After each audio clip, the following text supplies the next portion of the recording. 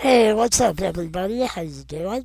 Welcome back to the Just A podcast, and got a pretty interesting little episode for you today. First off, I just want to mention that the day before I recorded this, Disney made a huge announcement to their investors and whatnot about all the awesome shit they have coming out Disney Plus and in theaters over the next few years. And there's going to be a ton of Star Wars stuff. But what's really interesting, there's going to be a couple spin-offs of The Mandalorian appearing on Disney Plus. One of them is going to be all about Ahsoka Tano, the Jedi that was in the episode of The Mandalorian, seen that, and she's an awesome character from the Clone Wars. And there's gonna be the Obi-Wan show that they've been talking about for a long time, and they announced that not only is Ewan McGregor returning to play Obi-Wan Kenobi, which I always thought he was by far one of the best parts of the prequels. He told me that also Hayden Christensen, of all people, is coming back to reprise his role as Darth Vader. And, I and a lot of other people aren't really into his acting in the prequels. I have to agree with that. But that doesn't mean I'm not going to have an open mind. I think that actors and artists are definitely capable of becoming better and delivering better work when they're older, and especially if they've been given a lot of shit, which he has, so I'm curious to see how that ends up. He is going to be behind the mask, I expect, a lot of the time, though, so I'm not exactly sure how that's going to play out.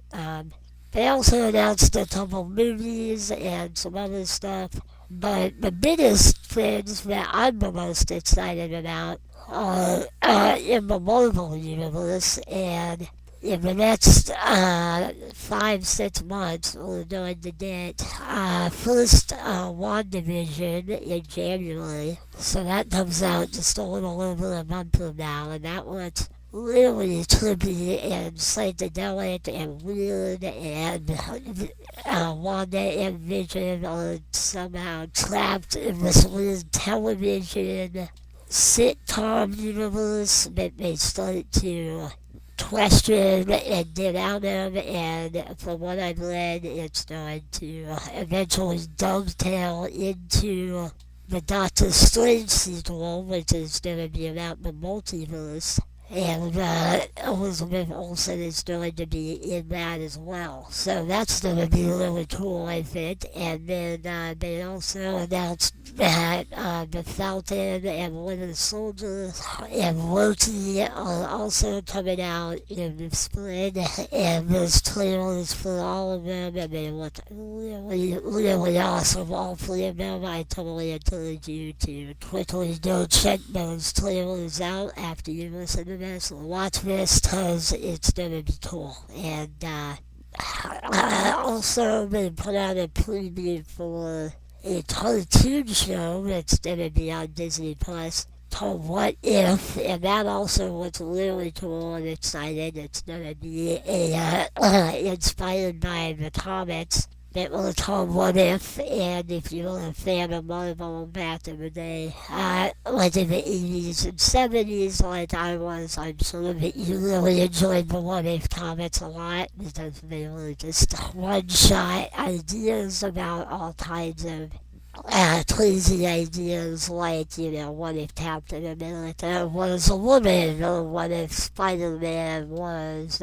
black, and I'm kind of joking, because that actually ended up happening, but, any crazy idea like that can be in another dimension, or whatever they would come up with, and the cartoon looks like it's really going to explore that idea in really cool and interesting ways, and it's not an official trailer, but there's a sizzle reel for the Ms. Marvel show that is also going to be coming. What If and Ms. Marvel don't have dates yet, but they're coming like sometime towards the end of 21 or the beginning of 22, and Ms. Marvel looks really cool as well.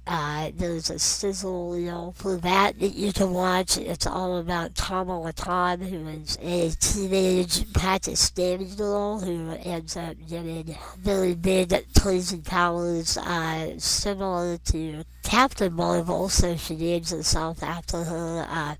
But she can also stretch her body in weird ways, the same way that Mr. Fantastic can, and that looks like it's going to be a really cool show.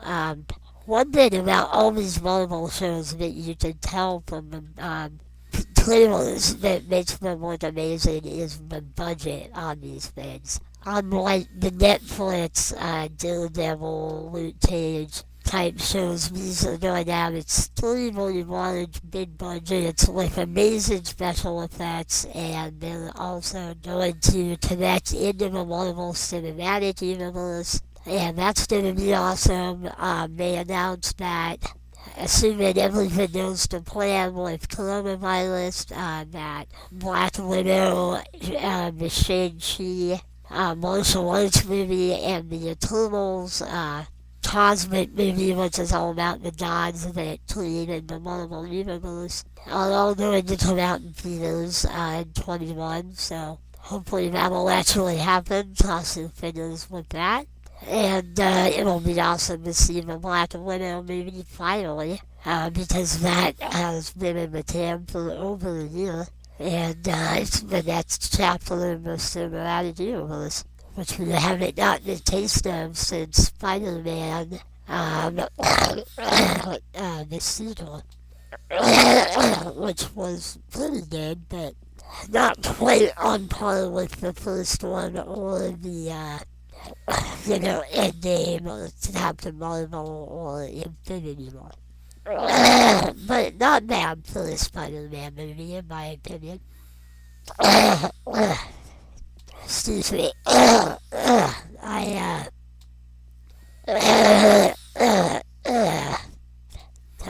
To be on a ventilator, let's see if you deal with it as well. Anyway, the thing I liked about Spider-Man, I forget if it was called like Out of Bounds, it was like out of something because he went to Europe. The best thing about it, in my opinion, was Jake Gyllenhaal's villain of version of Mysterio. Because from what I saw, maybe you didn't see this, or maybe I'm just reading into it, but I really thought that his whole shtick of like tricking the world with special effects and lies was a pretty on-the-nose critique of Donald Trump in a lot of ways. Maybe you don't agree, let me know what you think. But that was one of the reasons I really enjoyed that movie. Anyway, yeah, I highly recommend that you go check out those trailers. And they also announced that a She-Hulk TV show would be coming, a Fantastic Four movie will finally be coming in 22. I've been waiting for a accurate, good, representation of the first and most important family and group of superheroes in the Marvel Universe. Hopefully they'll finally get Doctor Doom right, because Doctor Doom is by far one of the coolest villains in the Marvel Universe. If you read the comics, you certainly know this, and you also know that the two adaptations of him that were made in the movies were kind of a total joke and terrible, and nothing like he actually is in the comics. And hopefully they are going to have the nuts to stay true to the comic. I expect they will, That's what they've tended to done in the Marvel MCU. That's partly why those movies have been so good, is they have stuck to their guns and kept the universe like the comics as much as possible, while still grounding them in reality to some degree. Excuse me. Anyway, yeah, so that's exciting. I just wanted to throw that out there, make sure people know about it, check that stuff out. There's a lot of press releases out there about all that stuff. Alright, on to the main topic for tonight. I am going to list the 20 best 80s horror movies of all time, in my opinion, and talk a little briefly about each one and why they're in order that they are on the list. So, let's get started right off the bat with number 20. For me, it's the Texas Chainsaw Massacre Part 2.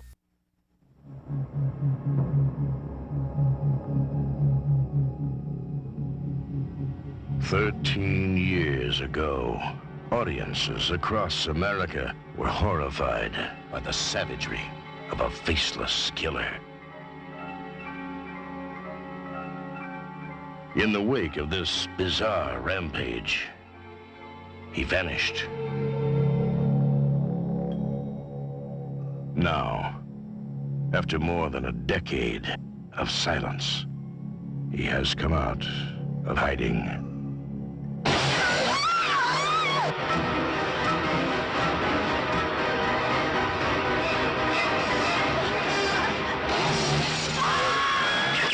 Texas Chainsaw Massacre 2. The Buzz is back. Directed by Tobe Hooper. And we all know what a great genre-changing, amazing movie the first Texas Chainsaw was.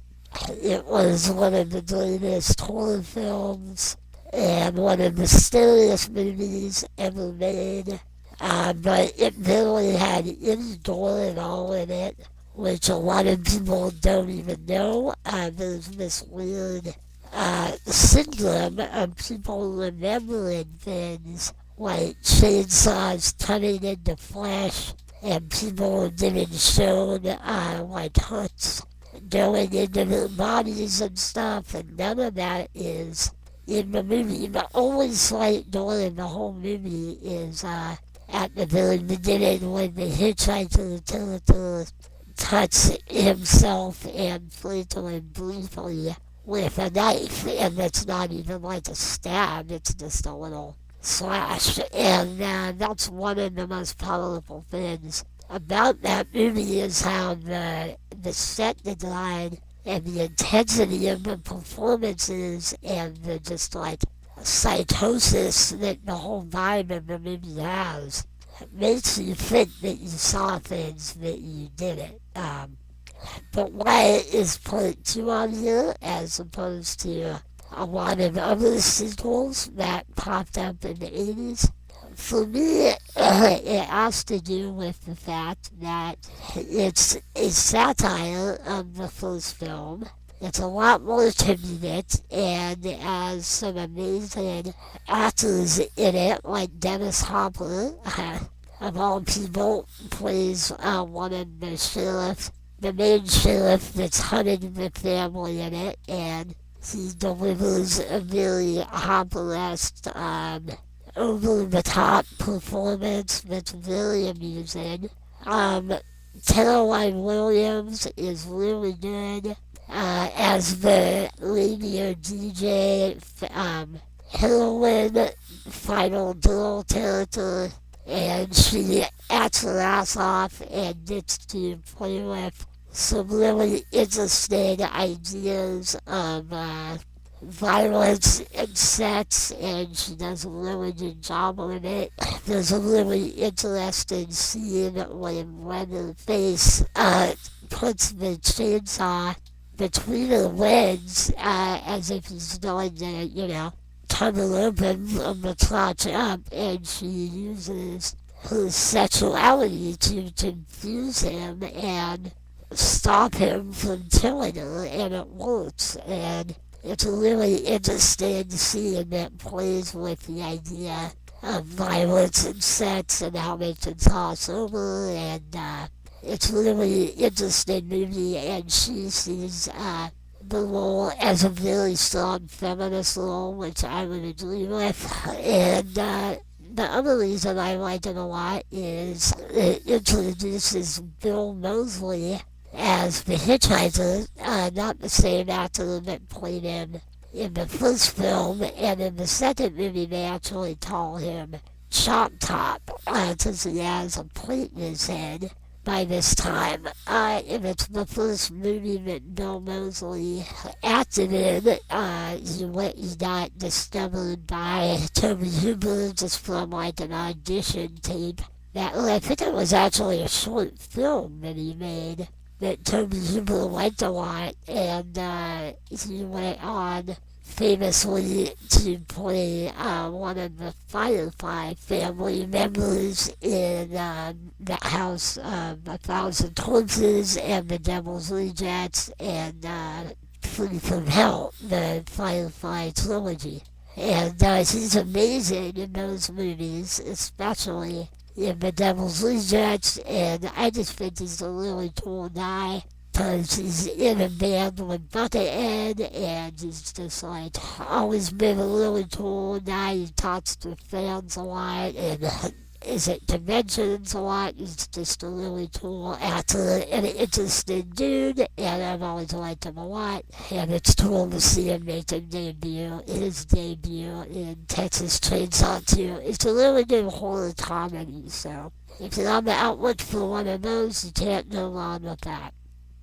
At number 19, I've got Phantasm IV.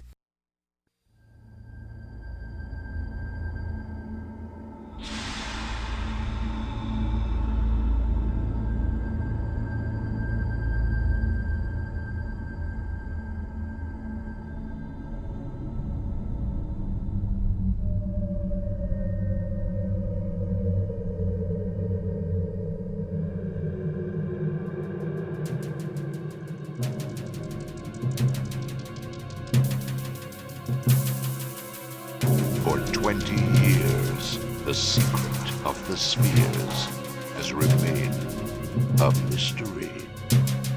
Now, two innocent people are about to confront the ultimate evil. Oh, this won't hurt a bit. Well, maybe just a little bit.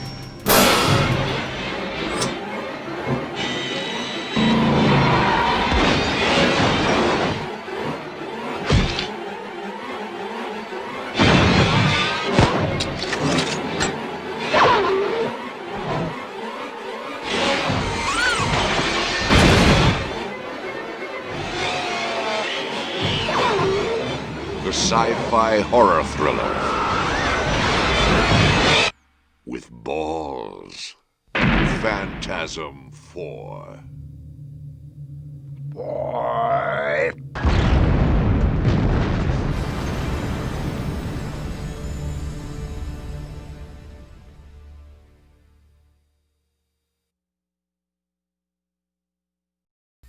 Now, obviously, Phantasm 1 is the best movie in the series overall, but I think all the sequels are all really, really good. The Phantasm movies are unlike anything else out there in the horror genre. They are a lot more surreal and dreamlike and psychedelic than most horror movies.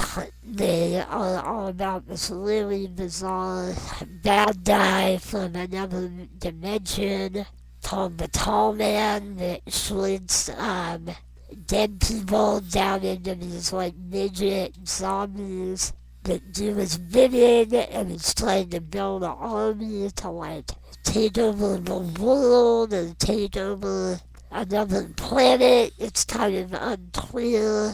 But the characters in those movies are one of the greatest things about them. The heroes of the movie are an unlikely trio of a couple of brothers, Jody and Michael, and the ice cream selling buddy Reggie, who kind of becomes the hero of the series at a certain point, and Reggie is probably the greatest horror movie hero as far as like an average everyman, along with Bruce Campbell's Ash. And they're both very funny in their own way.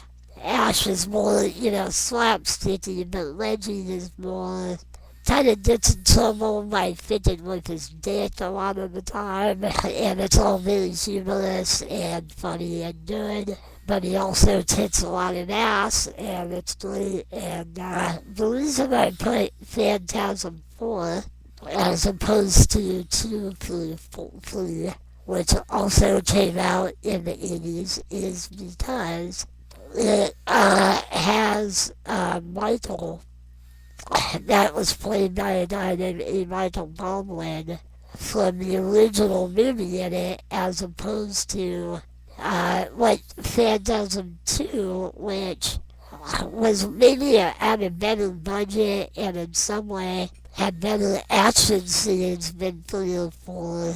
But it always bugged me that they didn't cast the original actor as Michael. They got James, I forget his name, but he wasn't in a whole lot, and he was okay as an actor. But it was a lot better to see the original guy come back. He wasn't in part 3 all that much, but yeah, and it may have come out like right at the end of the 80s, maybe even 90, I might be wrong about that, but it was pretty close to the end of the decade. And it wraps up the storyline in a really cool way. You also find out a lot of background about the tall man that you don't get in the other movies, which is really cool and interesting. It even touches on the Civil War at one point, and it just does a lot of cool, interesting things.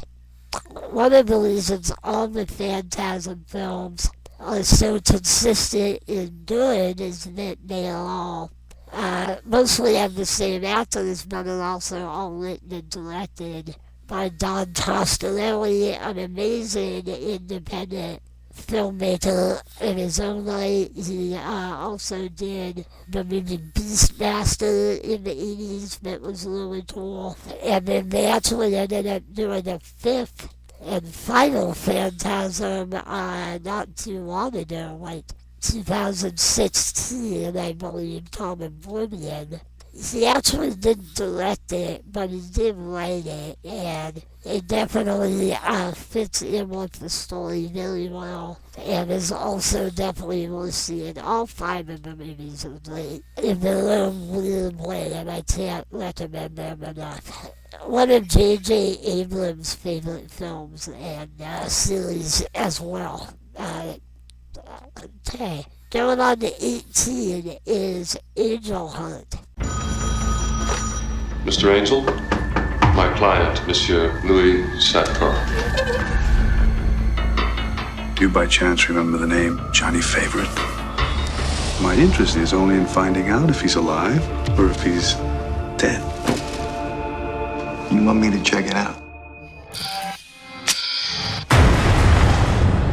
I'm a private detective paid to snoop around.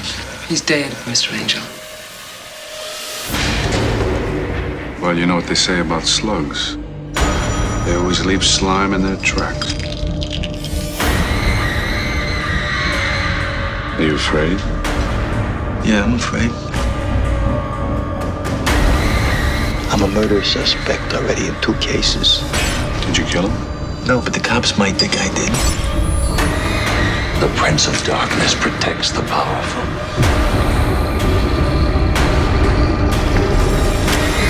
The egg is the symbol of the soul. Did you know that?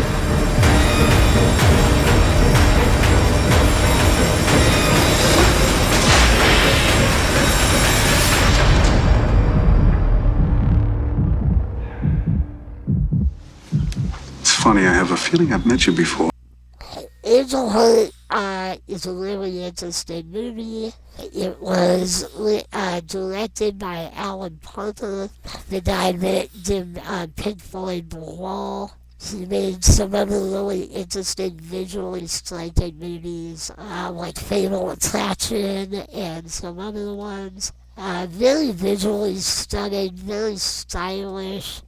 Mickey Rourke is really good in it as a detective in the 40s that gets hired by a mysterious guy played by Robert De Niro to find a missing crooner from like 30s that disappeared. And he ends up finding all these weird murders, and he starts getting sort of like wondering if he's going to get killed himself, because all these murders start happening around him, and then voodoo kind of starts entering into it, because it takes place in and around New Orleans and Louisiana. Lisa Bonet is in it, and she is unbelievably beautiful and sexy in it, and the movie got notorious from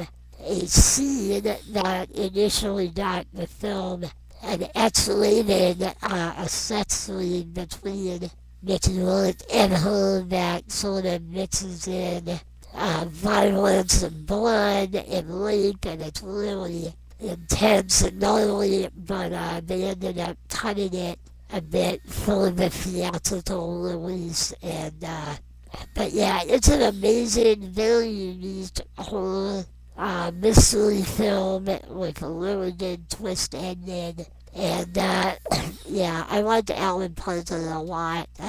Pink Floyd's The Wall is one of my favorite movies of all time, and Angel Heart is up there with me as, in my opinion, as his two best films, for sure.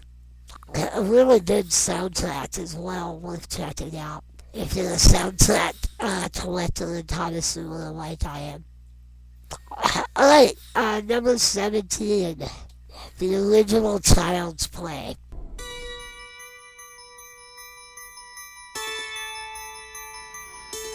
Everyone has a birthday they'll always remember. Can we open my presents now, Mommy? A good guy! I knew it!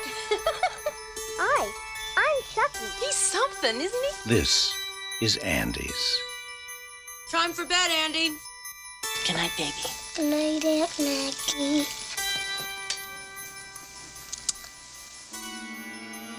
Good night, Chucky.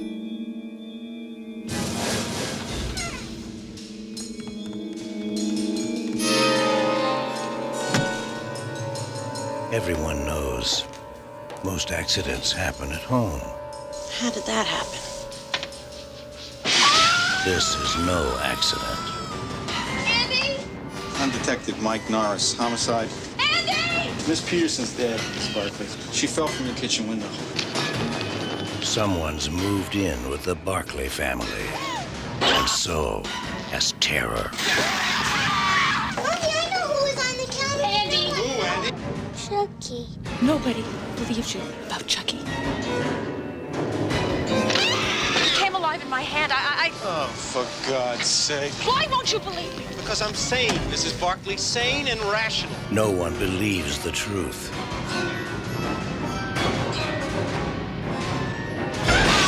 Or lives to tell it. There's nothing nice about murder. And there's nothing innocent about child's play.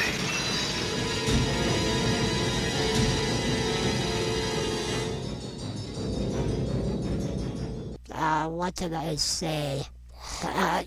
Chucky is one of the most amusing and scariest, icons of 80s horror. I'm a big fan of all of the sequels as well.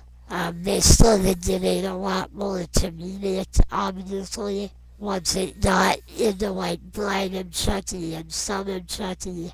scene of Chucky, but one of the reasons it and all of its sequels were so consistent again is that they were all written, sometimes directed by a guy named Don Mancini, who had a really specific and unique vision and idea for the series and stuck with it over the years. But I think the first 5 films are all really good and entertaining, and then the 6th one, which actually came out sometime around like 2013-14, called Curse of Chucky, which is also written by Mancini, is more of a throwback to the first 3, much more scary and less funny, but also a little bit funny. And that one was great as well, is my opinion.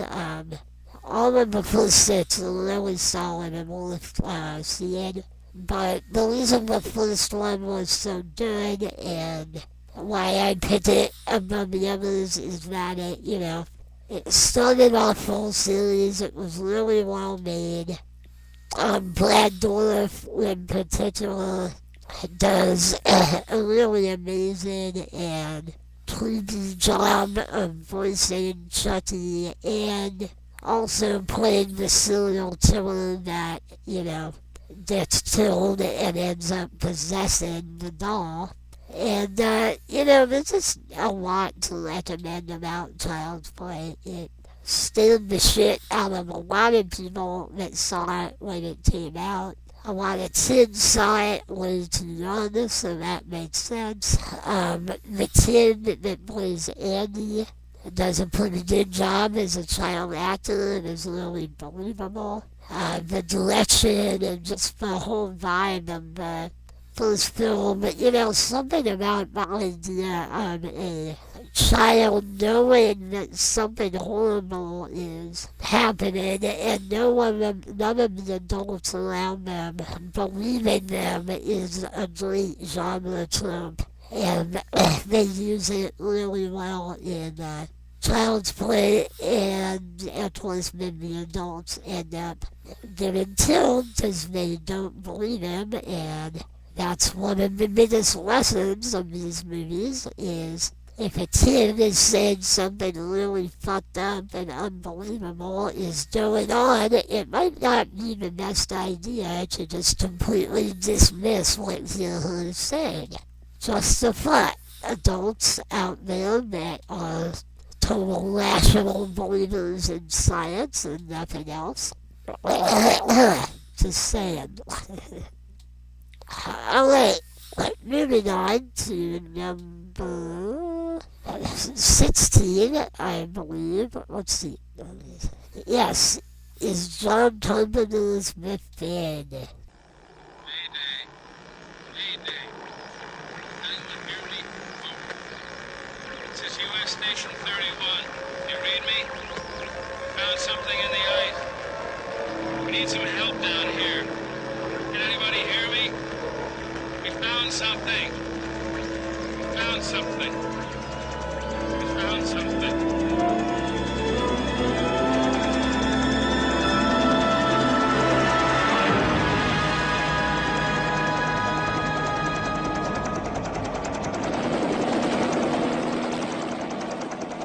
12 men have just discovered something.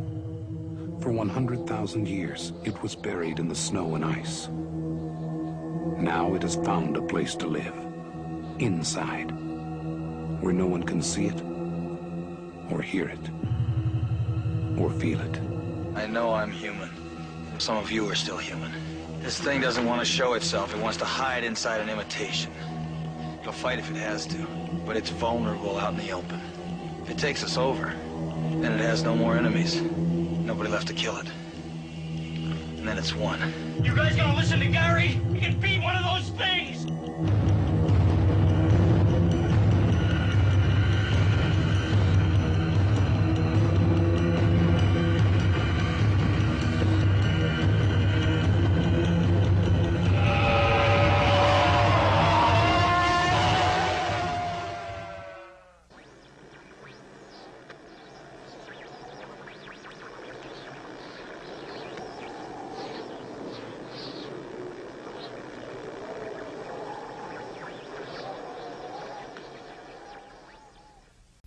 Now, The Thing is one of the best science fiction movies of all time, for sure. It's all about a shape-shifting alien that lands on Earth in the Antarctic, ends up infiltrating a group of scientists that are living together in a research station, and since it can change into anything or anyone that it sees or touches, it can mimic anything, but often in the movie it ends up getting taught by the humans in this in-between metamorphosis stage.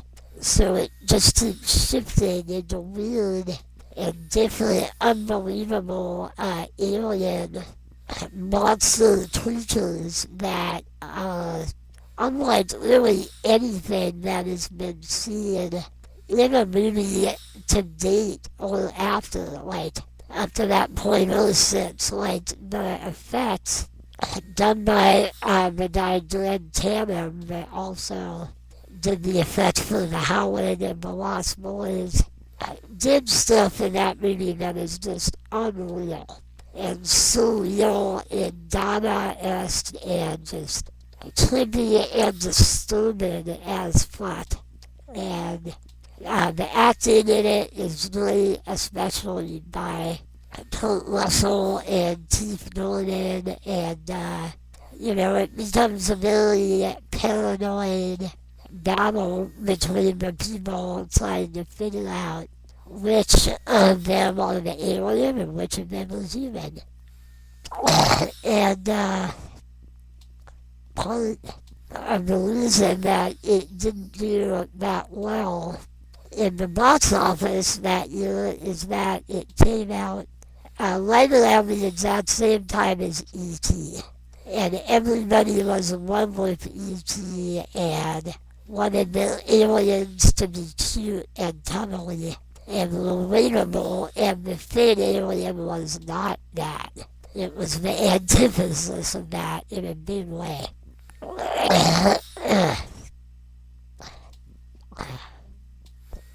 But very suspenseful, very good, and I can't recommend it enough. I almost thought about leaving it off the list because it's more sci-fi, but it is actually more of a horror movie, I would argue. It's like right on the line between sci-fi and horror. But it's very scary and very horrific, and one of Kurt Russell's best performances, I would say, ever. Definitely. Okay. Number 15 is kind of a surprise, Psycho 2. I have a petition here signed by 743 people against Norman Bates' release. Madam, please sit down. This matter is being represented by the district attorney. Norman was not convicted of murder. He was found not guilty by reason of insanity. Don't you realize they're going to release a homicidal maniac? I'm asking you to sit down, Mrs. Loomis. It's all too obvious. Our courts protect the criminals, not their victims. Norman Bates is judged, restored to sanity, and is ordered released forthwith. It's 22 years later, and Norman Bates is coming home. I own a motel not too far from here, and you'd be welcome to spend the night in one of the empty rooms if you'd like. Good night, Mary. And he's back in business. Who is this? My mother is dead.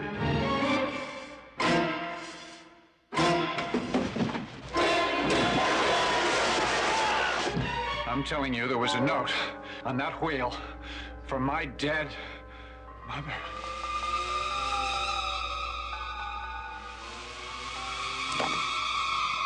Norman, it couldn't be your mother. It had to be someone else. I trust her. She would never do anything to hurt me. No. She'll kill you. I know she will. Look out behind you! won't do that. You can't make me kill her. 22 years later, Norman Bates is Ho. Now, Psycho 2 is a really interesting film because, Psycho 1 is in some ways the greatest horror film of all time, and still is in a lot of ways. Just the direction of Hitchcock, the acting, the killing off of the main character, a half hour into the film, the shower scene, Anthony Perkins' performance, it changed the entire way people looked at horror movies and what they could be, and was definitely the first slasher movie, and just broke so many ground rules and broke so much ground in terms of, pushing the boundaries of disturbing psychological horror and ideas and sexuality legitimately in the shower and violence all mixed together, and without Psycho, there definitely would not be all of the Italian giallo films that came after. Brian De Palma's whole career probably wouldn't have happened, and so the idea of doing a sequel to Psycho is sort of blasphemous right off the bat, and the reason I put it on the list is because it is much better of a film than it has any right to be. And again, it's partly due to Anthony Perkins' amazing performance as Norman Bates, but it comes up with a really interesting premise, which is, if he was let out of a mental ward, say, 10, 20 years later, what would his life be like? And would the public, let him be a normal person? And the answer is no, and they end up kind of pushing him over the edge, but throughout the whole movie, you actually don't know if it is even him that's killing people or not. And it's really good screenplay, really good direction, and just a really good second part of a storyline that I know I wanted to get more of, and was very surprised with how good it ended up being. Psycho 3 and 4 have their moments, but I don't even come close to how good 2 is, and I would highly recommend it to people that don't like, very gory horror movies, or more on the suspense end of things. And if they like the first one especially, it's worth finding out what happened to old Norman, and Meg Tilly gives a really good performance. Yeah, it's a really solid 80s horror movie for sure. Right, number 15, Twilight Zone the movie.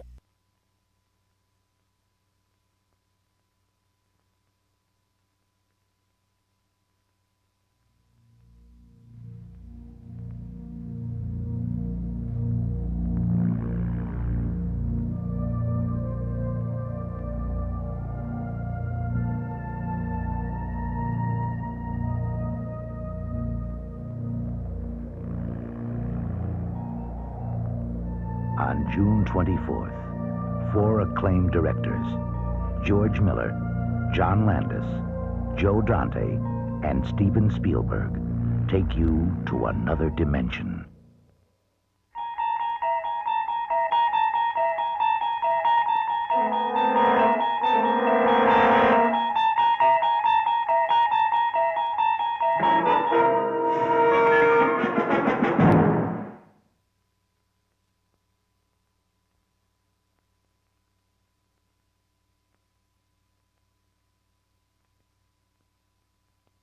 man, I really love this movie for a lot of reasons. Unfortunately, when it came out, it got a lot of bad press because one of the actors in it died during a helicopter accident. There was a lot of controversy.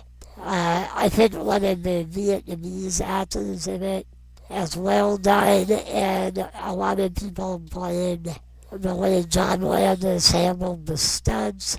And I don't know really all the details on that. But what I can say is that if you are a big fan of the original series, like I am, it's an amazing tribute to it, and then it doesn't have really any gore in it at all, and the biggest, most amazing part of it is that it's made up of 4 short films made by 4 of the most amazing and important directors of the time: John Landis, Spielberg, Joe Dante, and George Miller, and, Spielberg. Joe Dante did Gremlins, and George Miller had just come up doing the first 2 World War Mad Max films. And all 4 of them are extremely different in tone, all really good in their own way.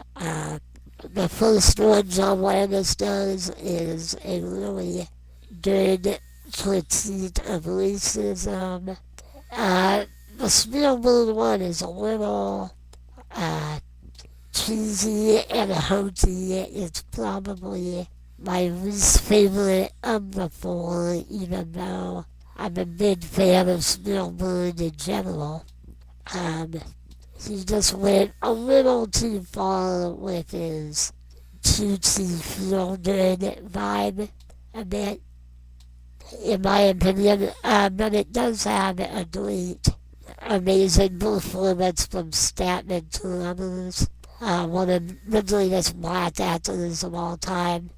And then the Joe Dante one is like a living cartoon. It's just totally wacky and off the wall and really cool and tripped out. And the George Miller one is a retelling of the famous Twilight Zone episode written by Richard Matheson and William Shatner in the original, about the monster on the wing of the airplane, and it ends up being definitely mysterious on the 4 shorts in the movie, and it's just directed amazingly well, and John Lithgow is unbelievably off the rails in it as the passenger losing his mind, trying to convince everybody that there's a monster on the plane. And it's really great. The whole movie is just really creepy and weird and funny here and there, and it has a great wraparound intro with Dan Aykroyd and Albert Brooks, which is one of the best short pieces and intros, I would say, of any movie ever. Alright, now we are at number 14. Next is, maybe even 12. The Return, 13.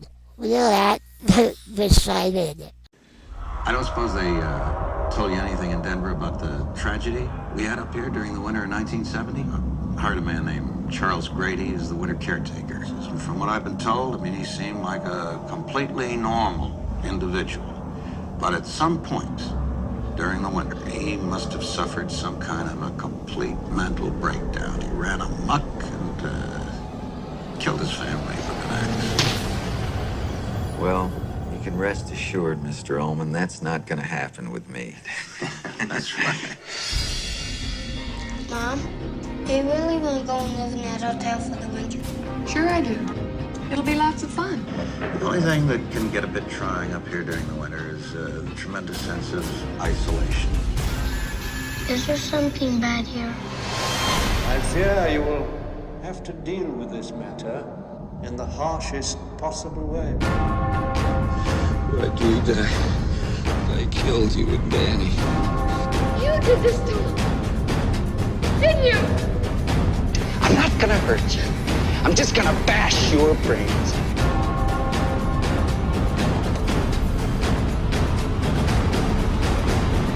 Here's Johnny.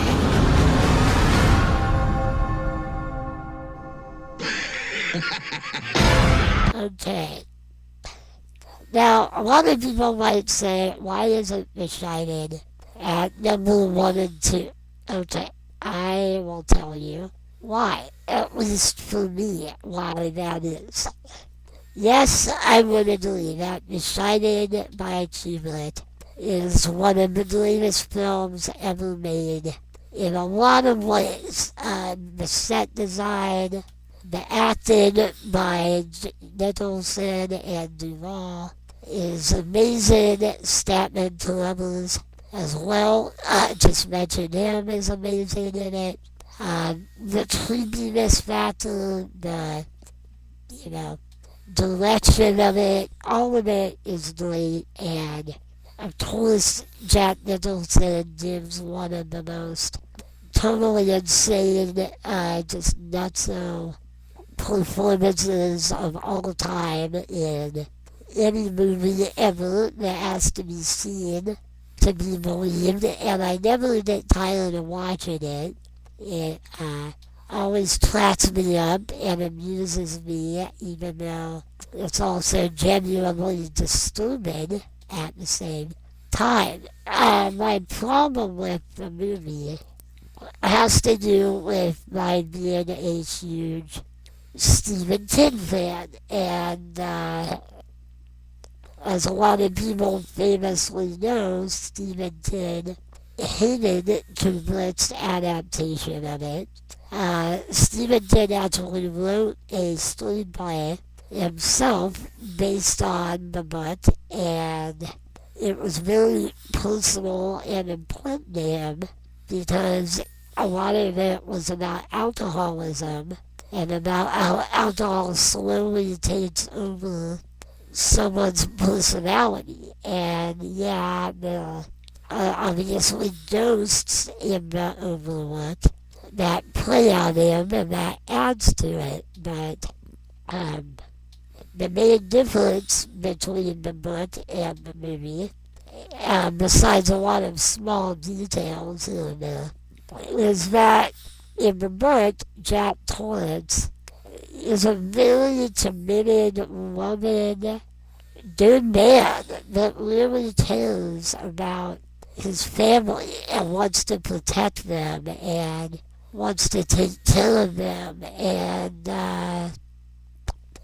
when he, starts his job at the Overlook Hotel, he's sober and is very together and not crazy.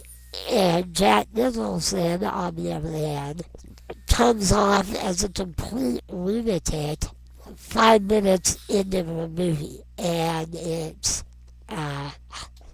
entertaining and good acting, yeah, but it's also very hammy and over the top, and it kind of seems like he doesn't take the fact that it's a serious story very seriously, and it's hard to tell if Kubrick does either.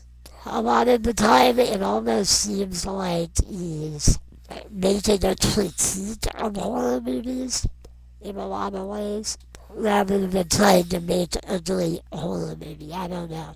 I mean, like I said, I have really mixed feelings about it because in a lot of ways it is very entertaining and it's very well made, so it's hard not to like it in a lot of different ways, but it's also just sort of like weird and not the shining of the book at all, and I don't know, it's weird. I have a love-hate relationship with it, like a lot of people. Yeah, that moves us on to number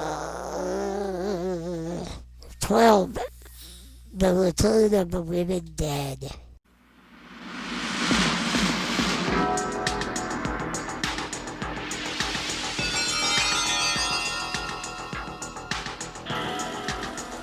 In the dark of the night, something strange is going on.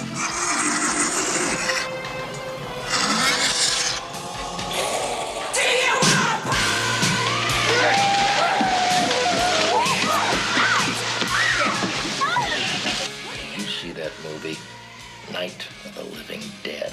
Sure. They ship those bodies. Well, say hello. The dead have risen from the grave. Mister, there's 100 of those things out there. How many did you say? 100? And now the question is, how do we get them back into the ground? Bert, Frank, we have a little problem. 4 left. 10 right.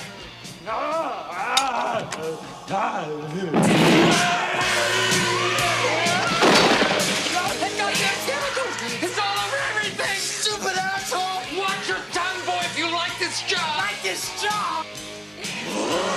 Brain.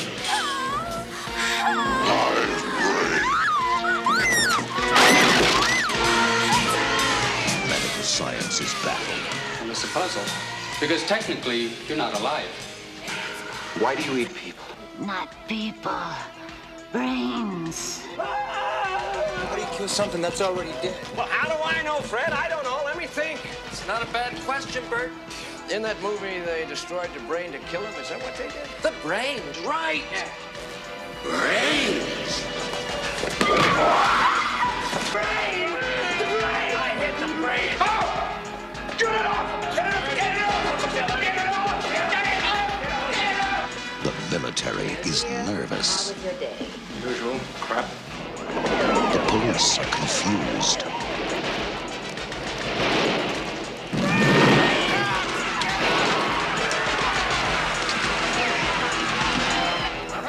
Send more cops. It worked in the movie! Well, it ain't working now. Brain the movie line! It's not a bad question, Bert. It's not a bad question, Bert. It's not a bad question, Bert. The return of the living dead.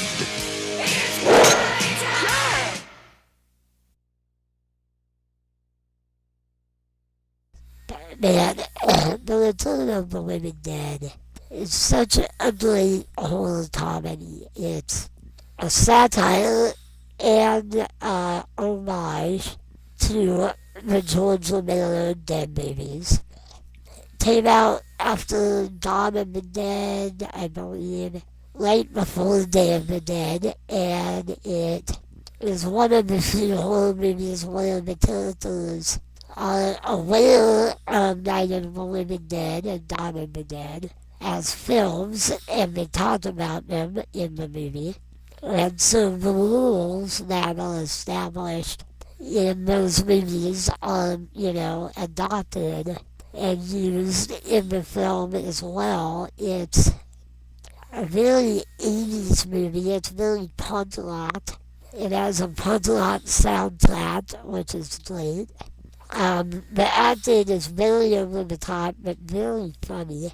But I think the main reason that it's so great, partly the effects, the zombies are amazing, and very creepy, but also funny, is that it's written and directed by Dan O'Bannon, a guy that never really got his due in Hollywood.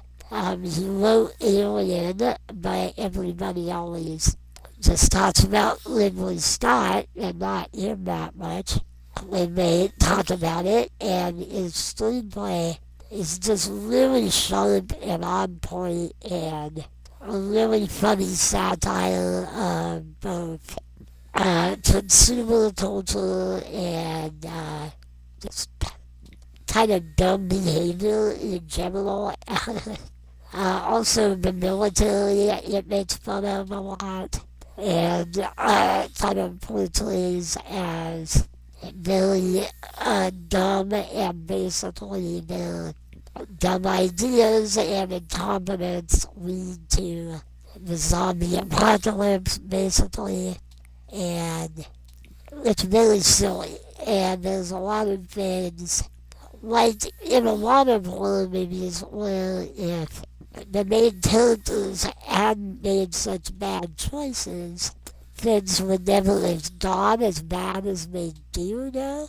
But instead of them being choices that, like, just don't make any sense, they actually kind of make sense. Like, they have reasons for making dumb choices. If that makes sense, and that's unique.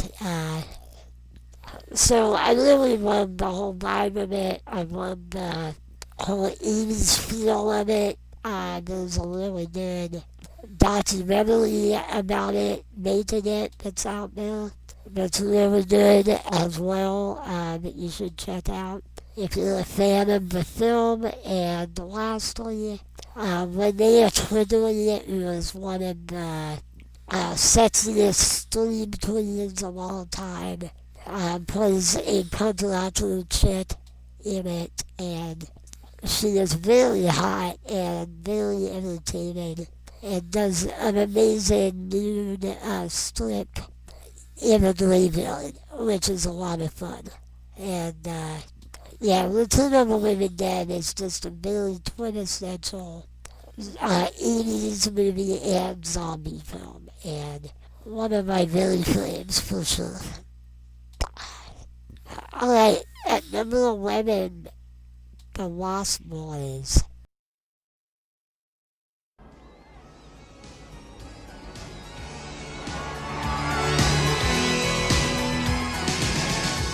Michael and Sam have just moved to Santa Carla, California.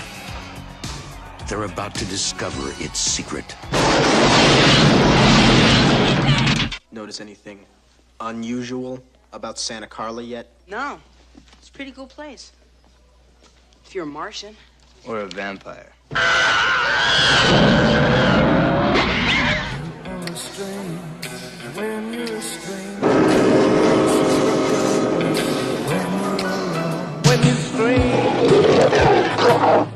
So where are you? The flying nun?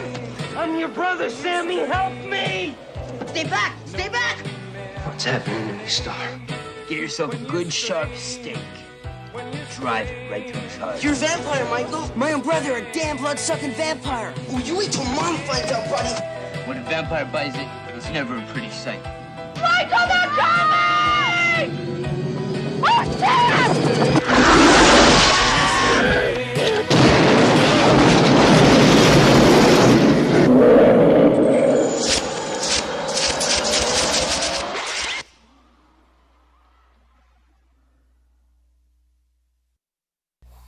You know, I lived and grew up and was born in Santa Cruz, and I love vampires, and this is one of the best vampire films ever made, and it's in Santa Cruz and at the Boardwalk.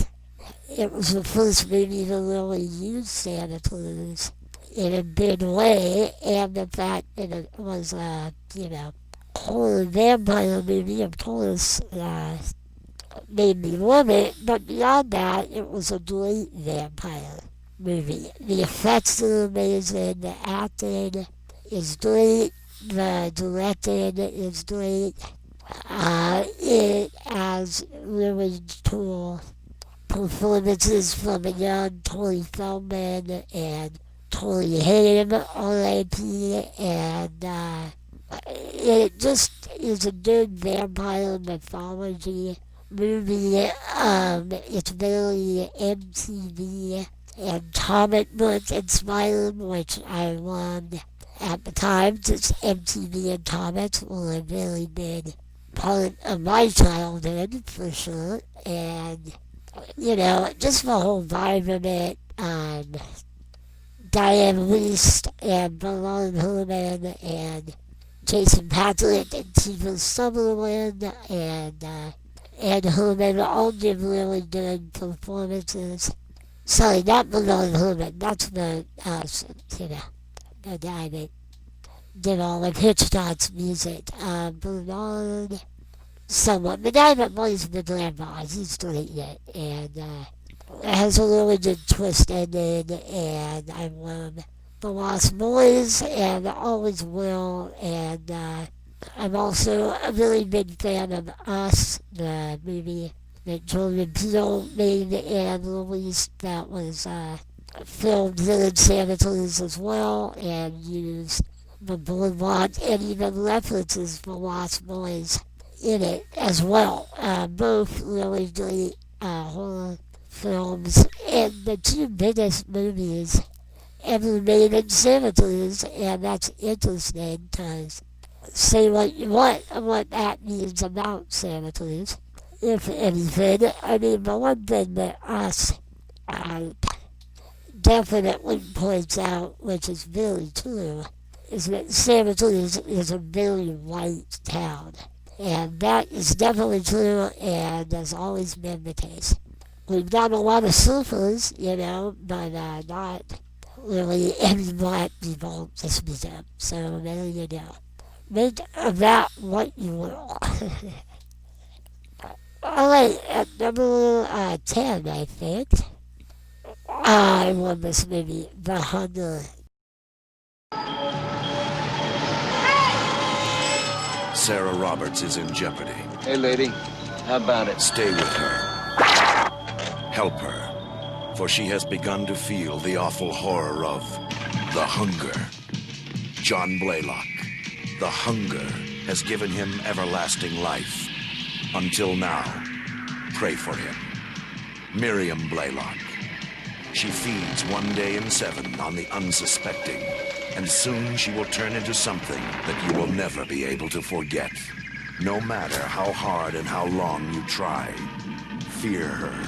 What have you done to me? Forever and ever. And life signs terminate right here.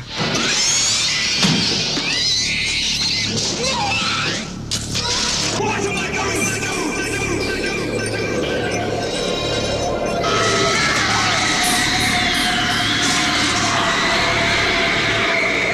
The timeless beauty of Catherine Deneuve. The cruel elegance of David Bowie. The open sensuality of Susan Sarandon. Combined to create a modern classic of perverse fear.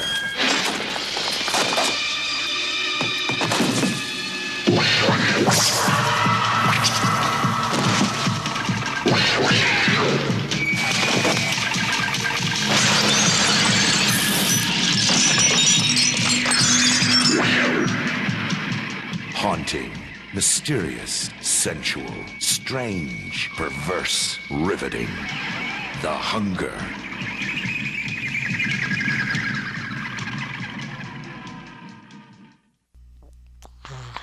Another great, amazing vampire movie. One of the best of all time. Also probably the best goth-influenced movie of all time. It even has the quintessential goth rock band Bauhaus in it in the opening 5-minute scene. And it's awesome. It's also very influenced by MTV as well. Very stylishly directed by Tony Scott, Ridley Scott's brother. Also R.I.P., also an amazing director in his own right, and did a great job with this. And one of the other reasons it's so great is that the main 3 actors in it are David Bowie, Catherine Deneuve, the great French actress, and Susan Sarandon in one of her very first mid roles. Probably her second mid role besides Janet Weiss in the Rocky Horror Picture Show. actually. And it's very sexy.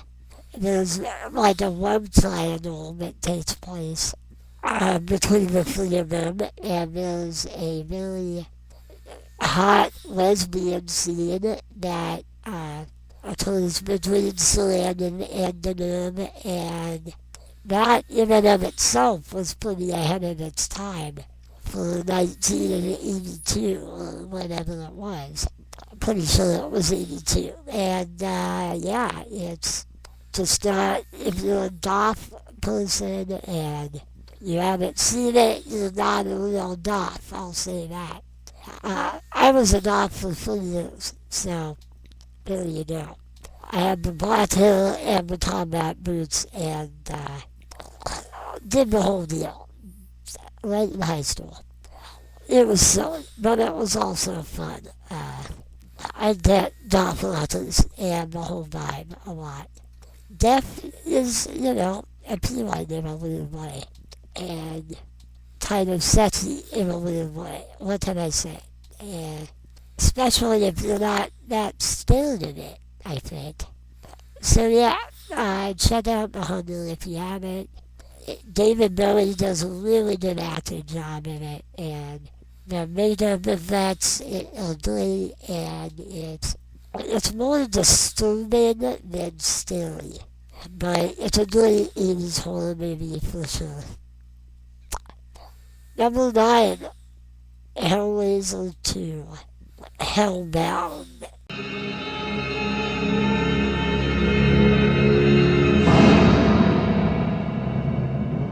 The vision is renewed. The power is reawakened. The fear is reborn. Because they have returned. Time to play. Hellbound, Hellraiser 2. Brace yourself for terror you have never imagined. And your suffering will be legendary even in hell. And horrors you can never escape. And you wanted to know. Now you know. Last year, they brought hell to Earth. Now, they'll take you through hell.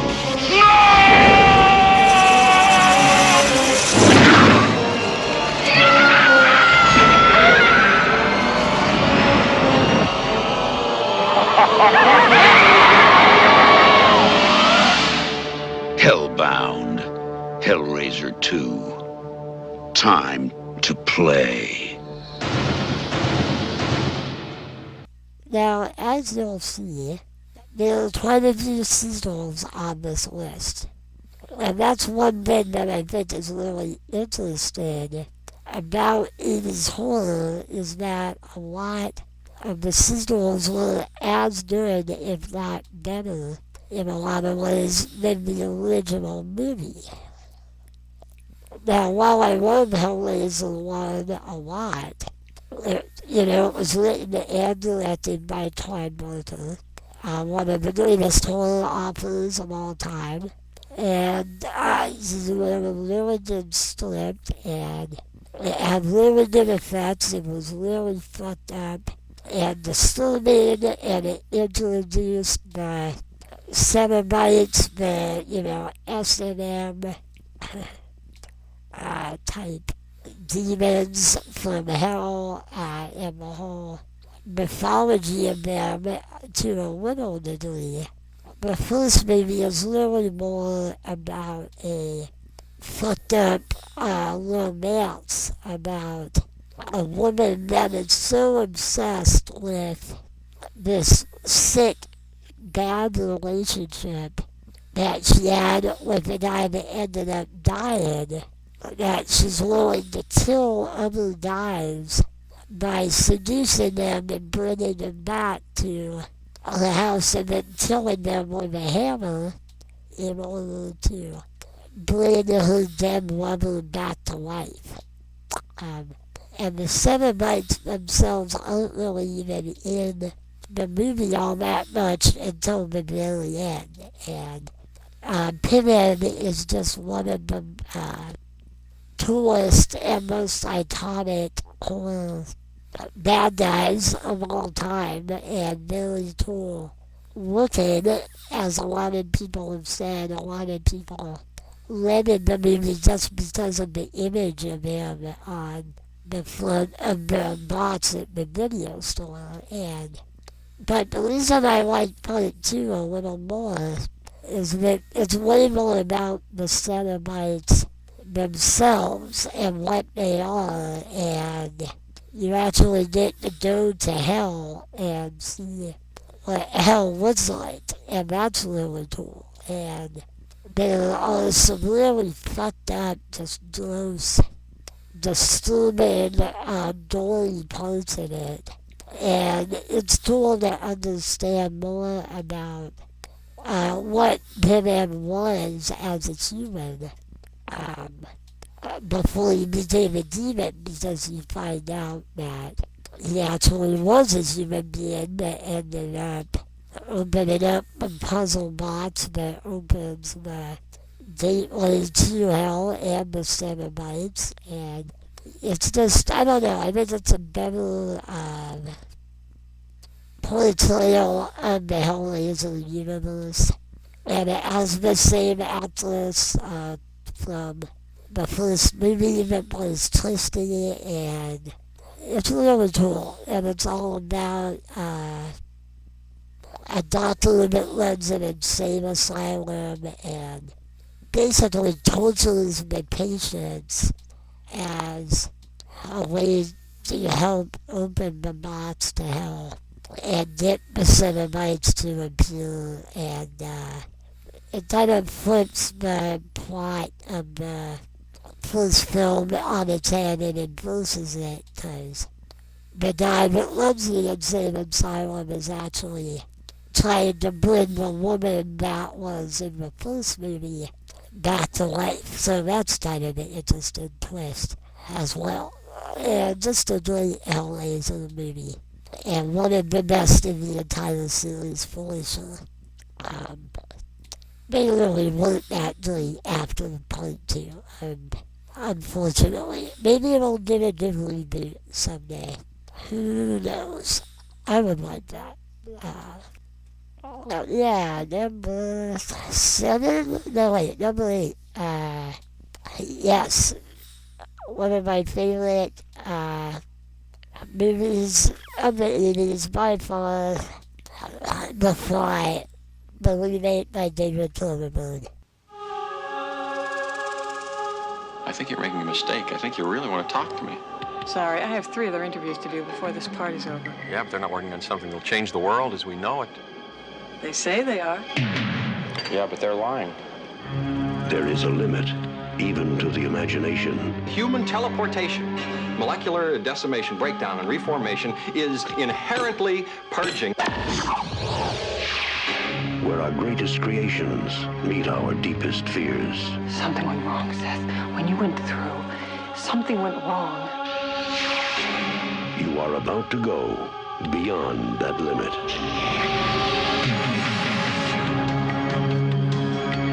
Those weird hairs that were growing out of your back, I had them analyzed.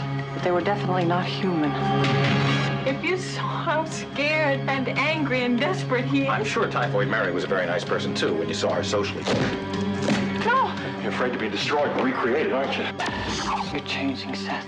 Everything about you is changing. Oh, no. What's happening to me? Am I dying? I want to know what's going on. What does the disease want? It wants to turn me into something else. Oh, no. A fly got into the transmitter pod with me that first time when I was alone. Don't go back to it. It could be contagious. I'm afraid! Don't be afraid! No. Be afraid. Be very afraid.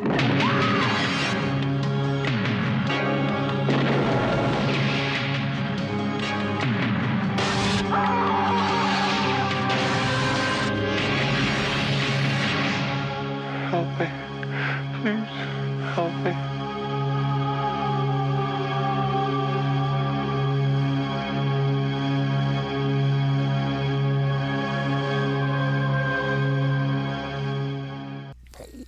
You kind of can't go wrong with any of David Cronenberg's movies. His very first movie, Shivers, is amazing. Stammers, The Brood, Dead Ringers. He's done a lot of great films.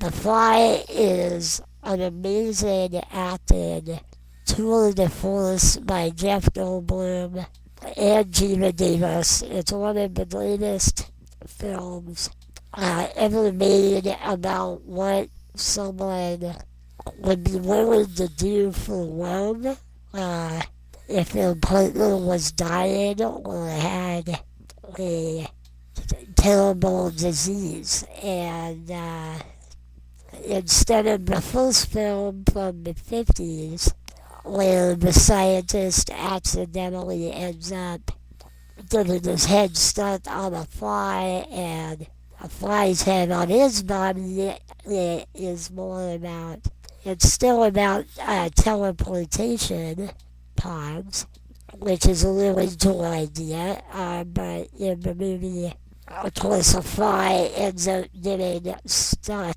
in the pod with Seth Brundle, the scientist played by Goldblum, unbeknownst to him, and instead of a instantaneous transformation, it's a slow, painful process where he basically turns into a monster and ends up kind of going insane on the way.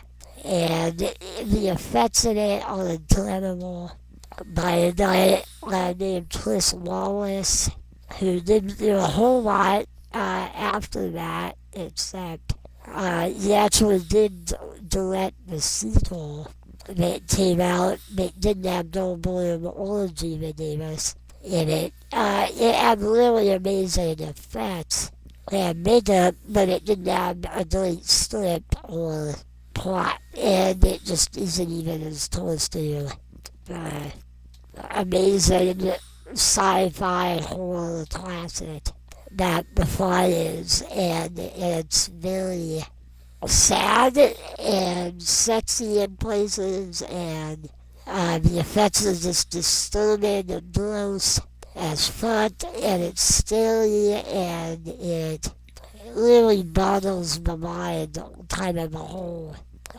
process of what happens to this guy.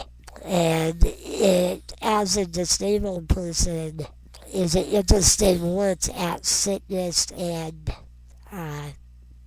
disability to some extent, although it's not a good look at sickness or disability at all. But that's okay. Most movies aren't, honestly, and that may change someday. Who knows? But yeah, The Fly is just a great drama as well as a great horror movie. And like a lot of the movies on this list, has some of the best makeup, non-CGI effects of the decade. At number 7, we've got A Nightmare on Elm Street, Surprise, Part 3, The Dream Warriors.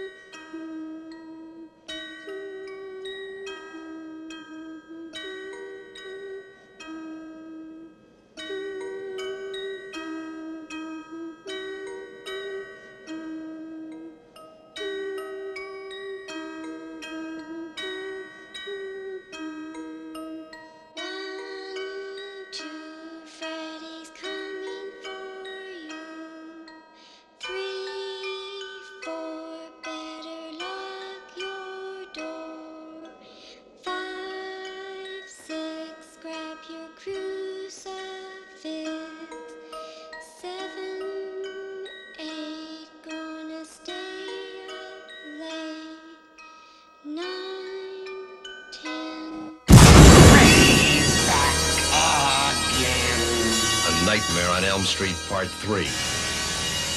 Freddy's just around the corner.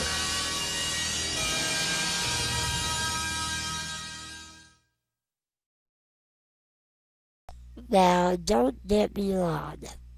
The first Nightmare on Elm Street is amazing and probably the scariest film in the series.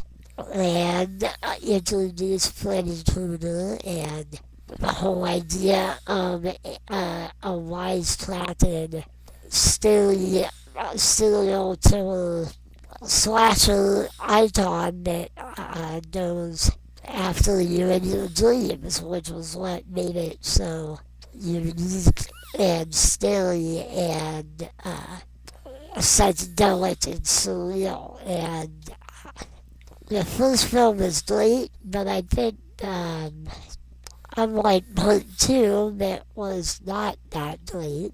Although it was an interesting movie about closet homosexuality, interestingly enough.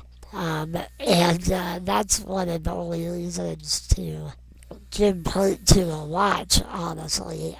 But starting in part 2, Freddy was definitely more funny and more, I don't know, just still scary, but also you kind of rooted for him more almost because of how entertaining he was and the one-liners that he started cracking and stuff.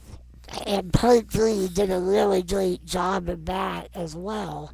But unlike part 2, it continued the story of Nancy from the first film, the final girl from the first film, and I love Nancy and I love Heather Langenkamp's performance of her in all the movies she was in.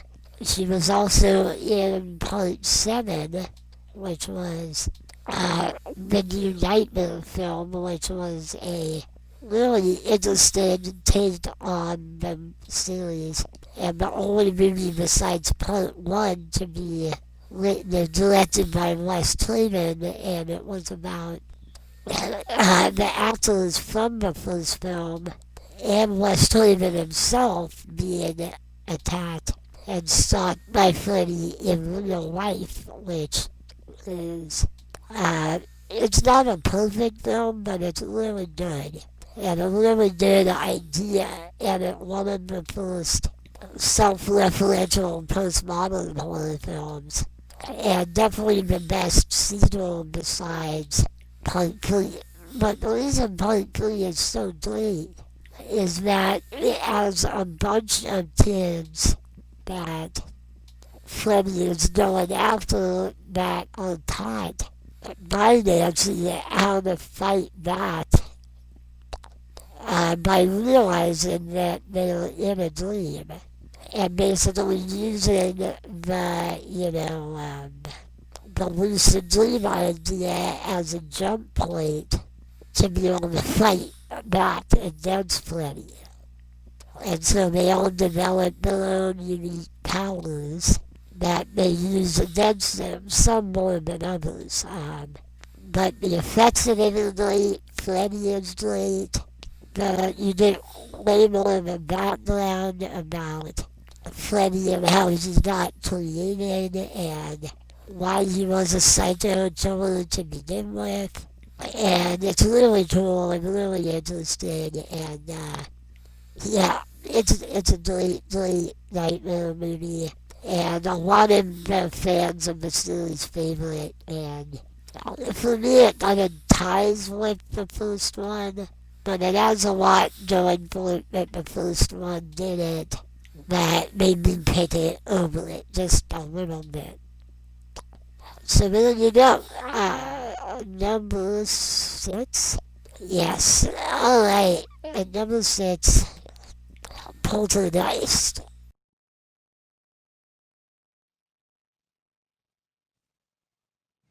The house looks just like the one next to it. And the one next to that. And the one next to that. A young couple live in it. Give Ken a kiss. You are so obnoxious. with their 3 children, Poor thing. Honey, chew each bite 10 times. and something more.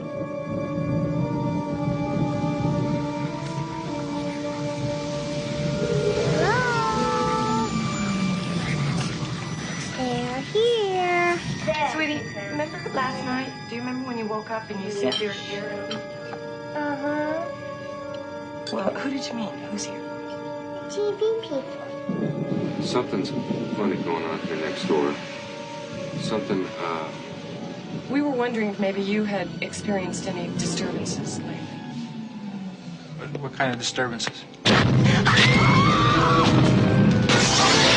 don't know what hovers over this house. I've never sensed anything like it. That thing is in there with my baby. They're hundreds. Now Steven Spielberg crosses a frightening new threshold into a world within our own. Its form is revealed. What is it? Its focus is clear. And the games are over.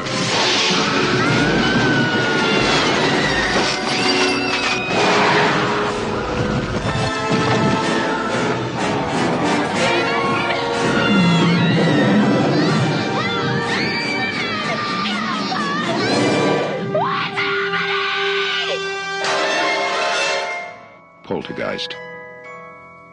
It knows what scares you.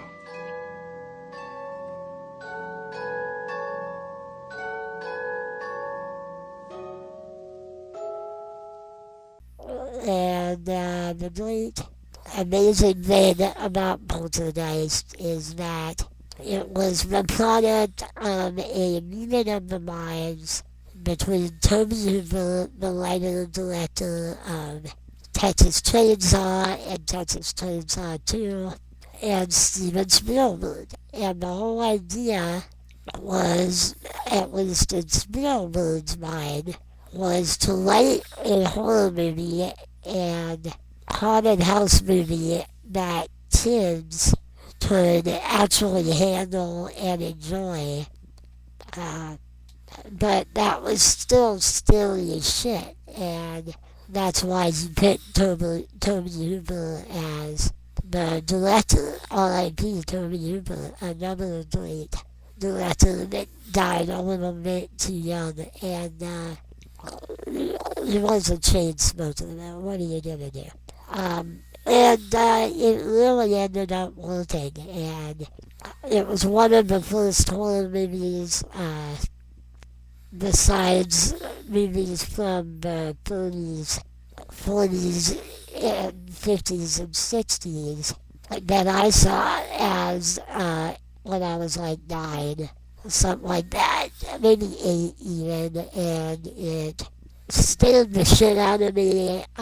Some of the scenes, especially the one with the clown doll in particular, fucking freaked me to shit. And but it also just really was a cool attempt to talk about ghosts and the afterlife and the potential of what the spirit realm could be, and aimed in a way that kids could digest and understand. And they ended up doing a great job of that, and it's one of the biggest budget horror movies of the 80s by far, and it definitely has the big budget Spielberg polish that you would definitely expect from it, but it's totally creepy and scary, and probably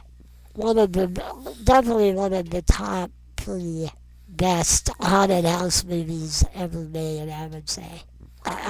Probably up there with The Haunted, and I don't know, maybe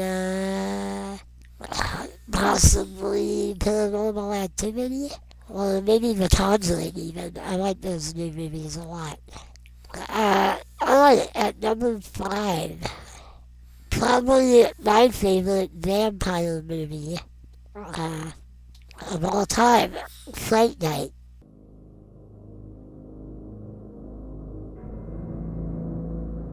What would you do if you accidentally discovered the house next door was occupied by something not human? Something horrifying.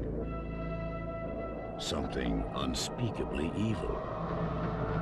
No one believes you. Mom, I didn't have a nightmare. Not your mom. They did kill a girl over there. Not your girlfriend. Charlie, is this some sort of a trick to get me back? Not even the police. Look, I know it's crazy. I know that, but look, Lieutenant! It knows that you know. You'll do anything to protect yourself, but it will do anything to protect its secret.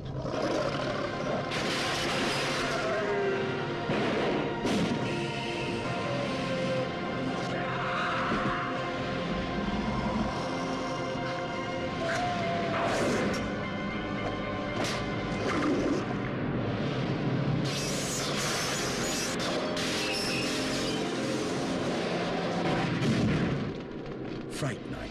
If you love being scared, this could be the night of your life.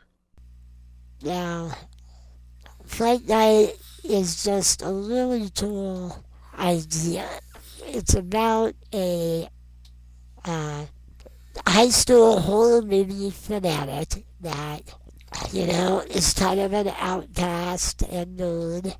Although he does have a hot, cool girlfriend.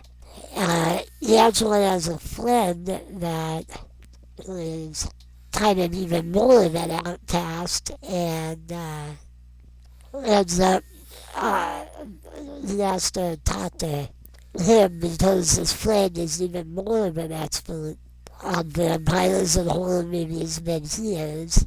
So it's also, self-referential. It acknowledges vampire movies, and that's partly why when a vampire, but not a scary, ugly vampire, actually very sexy, good-looking vampire moves in next door to him, played by Chris Sarandon, and of course everybody doesn't believe him when he says that there's a vampire next door killing people.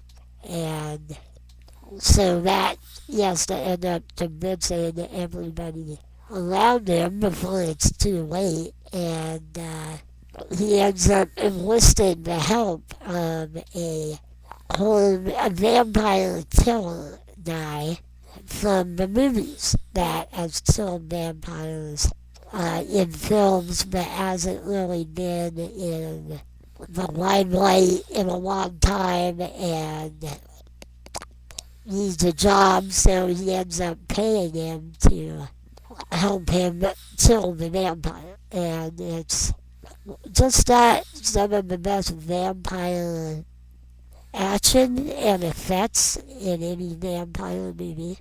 It's got an amazing 80s synthwave soundtrack by the same guy that did the soundtrack for the Terminator, and it's great, both amazing soundtracks, and the songs in it are really new, wavy, and cool. It's very MTV influenced as well. The effects at the end when the vampire stops being sexy and gets really scary and monstrous are great and awesome, and it's just a great vampire film all around, and it really is an homage to both vampire films of old and to being a fan of vampires in a way. It plays with that idea of like, would you be scared or fascinated or excited if you knew that vampires existed? Or all three, and I think the answer to that for me would probably be all three to some extent. So That's my favorite vampire movie of all time. At number 4, except, sorry, maybe Francis Ford Coppola's Dracula from the 90s. That's the best Dracula movie of all time, in my opinion.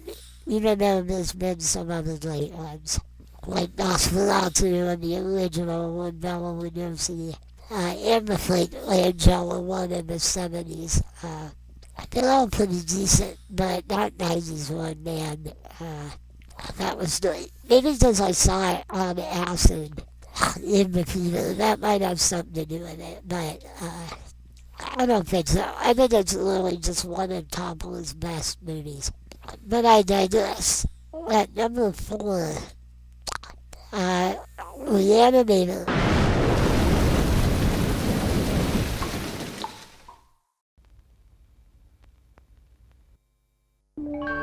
Herbert West is at the top of his class in medical school. How can you teach such drivel? These people are here to learn, and you're closing their minds before they even have a chance. What are He's brilliant, but a little weird. I've broken the 6 to 12 minute barrier. I've conquered brain death. His experiments have always been unorthodox. It was dead. But lately they're getting out of hand. And he's just made a discovery that could wake up the dead. Herbert West has effected reanimation in dead animal tissue. What are you thinking? How do you feel?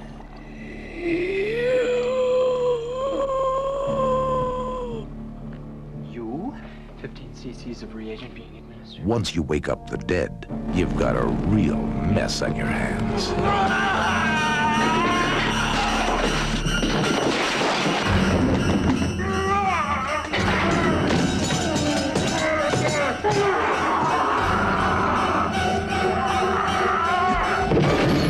Herbert, you're insane! Now what happened? I had to kill him!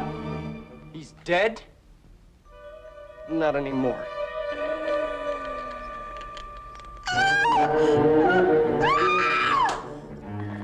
Herbert West brought a lot of dead people back to life, and not one of them showed any appreciation.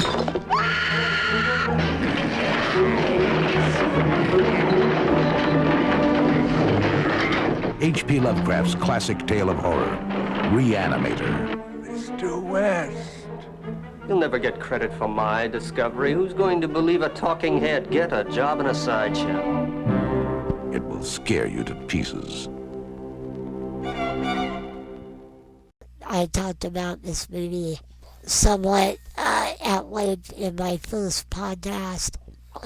It holds a very special place in my heart because I watched it when I was in the hospital as a kid with the chaplain of the hospital. He actually introduced me to it, which is hilarious. It's one of the dirtiest movies ever made. It's also one of the funniest horror movies ever made. It's kind of like a toss between a Lovecraft story and a Three Stooges movie. And it just is really bizarre and sick and fucked up and goes in a lot of places with gore and sex and nudity that no movie had ever done before at the time or since in a lot of ways. And Barbara Crampton is great as the heroine slash victim in it, and she's very beautiful. All the actors are really good in it, especially Jeffrey Combs as the mad scientist, and yeah, it's just an amazing zombie movie and splatterfest and just gun shit nuts movie in every way. And that's what gets it so high on the list. It broke a lot of boundaries and opened a lot of doors that had never been opened before at the time. Moving on to number 3, again, a movie I talked about at length, Creep Show.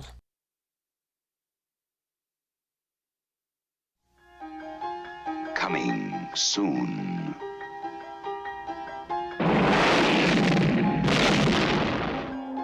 Jolting tales of horror.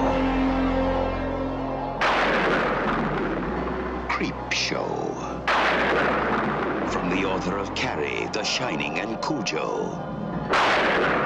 And the creator of Night of the Living Dead and Dawn of the Dead. You'll scream at ghastly ghouls. Cringe at weird kids. And shiver at the doings of evil doctors. This is going to be extremely painful, Mr. Verrill. Creep Show will grab you, grow on you, and give you the creeps.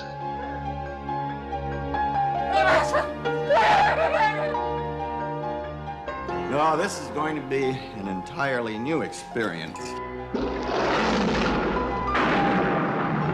Creep Show, the most fun you'll ever have being scared.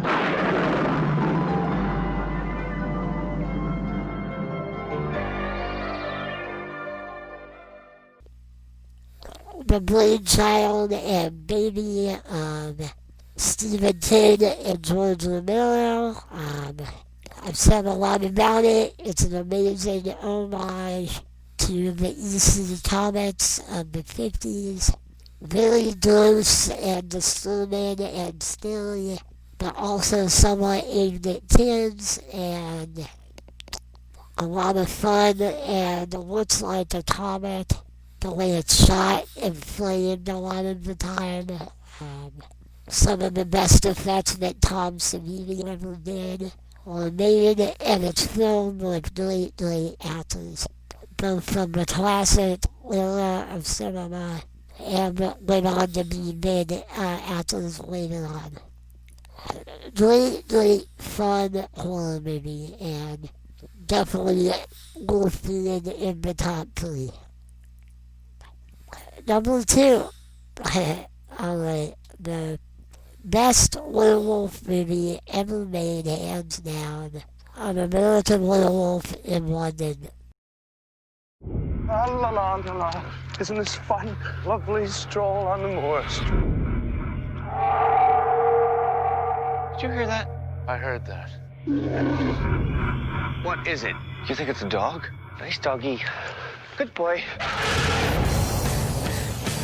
What happened to them? Well, the police report said they were attacked by an escaped lunatic. A wolf. My friend Jack was just here.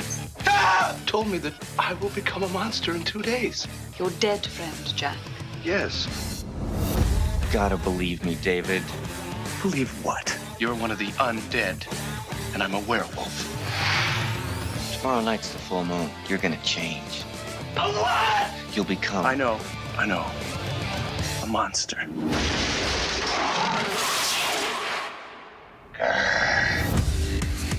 A naked American man stole my balloon. What? What did I do last night? You don't remember? The last remaining werewolf must be destroyed. It's you, David.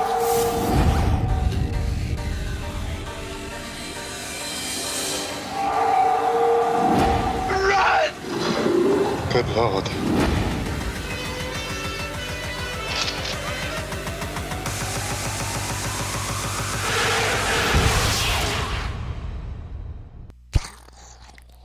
Written and directed by John Landis, right after he had come off the Blues Brothers and Animal House. It was a big surprise to a lot of people that he could make, or wouldn't even want to make, an extremely scary and gory horror movie, but he totally did. And the makeup effects by Rick Bader are up there with the Finn as probably the best makeup effects ever made and executed in a movie of all time.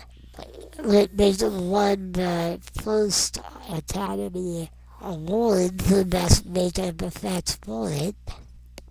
The transformation scene, in particular, where the main character turns into a werewolf, is unbelievable and unmatched to this day, and always blows me away every time I watch it.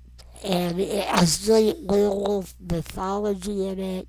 It also knows that werewolf movies exist, and it's just an amazing, amazing film. It's also very funny in a lot of places, even though it's very scary, and it was probably the very first movie to do that fine line of comedy horror that effectively. And all of the effects in it are great, and I can't recommend it enough. It's funny, scary, sad, haunted, just amazing in so many ways. Alright, here we are finally at the top of the list. Number 1. Can you guess? It's Evil Dead 2. I'm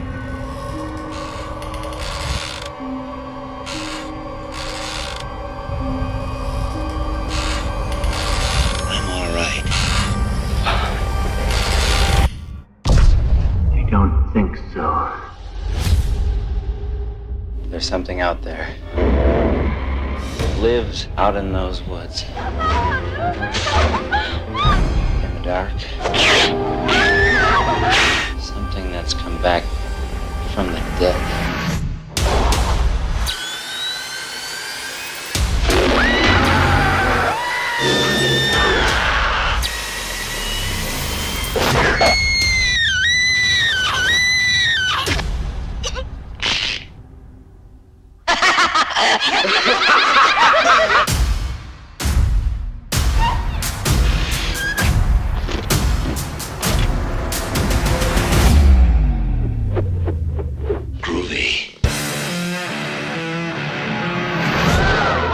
Hello, lover.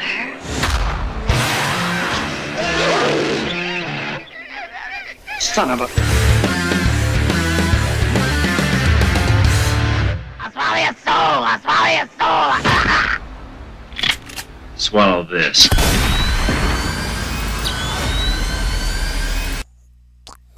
Now, Evil Dead is amazing.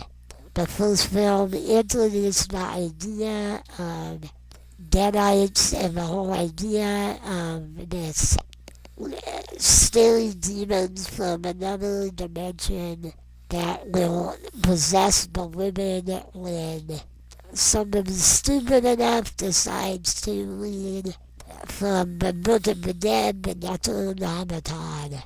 And the first film was very well directed and very scary, had a lot of cool claymation in it, and introduced the writer-director Sam Raimi in a very big way to the world. Also, Bruce Campbell, the actor that plays Ash. But the reason I put part 2 is because it's hilarious and amazingly visually directed by Raimi. It's written by him and his brother, just like the first one. The Coen brothers helped in the production. They went to college with Raimi and film school. And it just has a very amazing independent film feel to it. But it's hilarious and scary and gory and just disturbingly freaky and dark and bizarre and comedic all at once. And Bruce Campbell really starts to shine as Ash. In a way, I would argue that is on the level of Jim Carrey in terms of physical comedian acting, and it created, Army of Darkness, where it goes back in time in the Middle Ages, and also the Ash vs. Evil Dead TV. Netflix, I think it was Stars actually, but I think it's on Netflix now. Ash vs. Evil Dead, which was an amazing series as well. Totally done by Lady and his brother and Campbell, so of course it was gonna be great. The Evil Dead is the crown jewel of the Evil Dead series and will always be my favorite 80s horror movie, I think. For a lot of reasons, and also references Lovecraft, which is huge for me, the Necronomicon, and just so many great things about it. There you go. Alright, that's the end of the list. I'm gonna really briefly just mention a few honorable mentions you should check out. Let's see, Wadsworth, a movie about a wax museum where the monsters come to life. Silver Bullet, another great Stephen King werewolf movie with a great performance by Gary Busey and Corey Haim, and it has a disabled kid as the main character. Pumpkinhead, which is a really awesome monster creation by Stan Winston, and he also directed it, one of the coolest looking monsters in 80s horror.